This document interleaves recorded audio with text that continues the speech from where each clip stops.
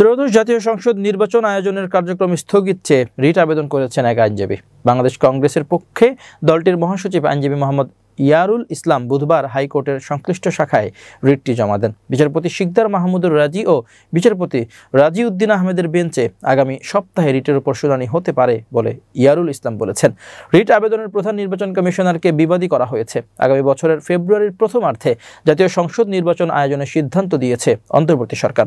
একই দিন জুলাই জাতীয় সনদের উপর গণভোট করারও সিদ্ধান্ত এসেছে। নির্বাচনের প্রস্তুতি গুছিয়ে আনছে নির্বাচন কমিশন। চলতি মাসের প্রথমার্ধে তফসিল ঘোষণার কথা বলা হয়েছে কমিশনের তরফে।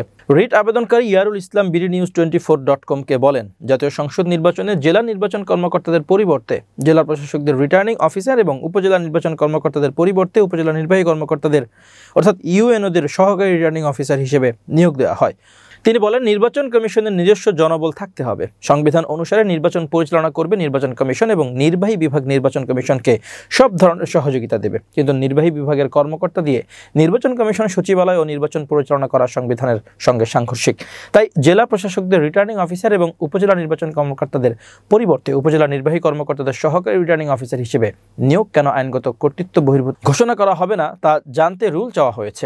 বাংলাদেশের কংগ্রেসের এই নেতা বলছেন, জাতীয় সংসদ নির্বাচনে রিটার্নিং অফিসার হিসেবে জেলা নির্বাচন কর্মকর্তা থেকে এবং সহকারী রিটার্নিং অফিসার হিসেবে উপজেলা নির্বাচন কর্মকর্তা থেকে নিয়োগ দিতে নিজস্ব পদোন্নতি পদ্ধতির মাধ্যমে জেলা নির্বাচন কর্মকর্তা ও উপজেলা নির্বাচন কর্মকর্তাদের থেকে ইসি সচিব নিয়োগের লক্ষ্যে ইলেকটোরাল সার্ভিস কমিশন প্রতিষ্ঠার নির্দেশ কেন দেওয়া হবে না তারও রুল চাওয়া হয়েছে। রুল নিষ্পত্তি না হওয়া পর্যন্ত জাতীয় সংসদ নির্বাচন আয়োজনের পরবর্তী সব কার্যক্রম স্থগিত রাখার আবেদন জানানো হয়েছে।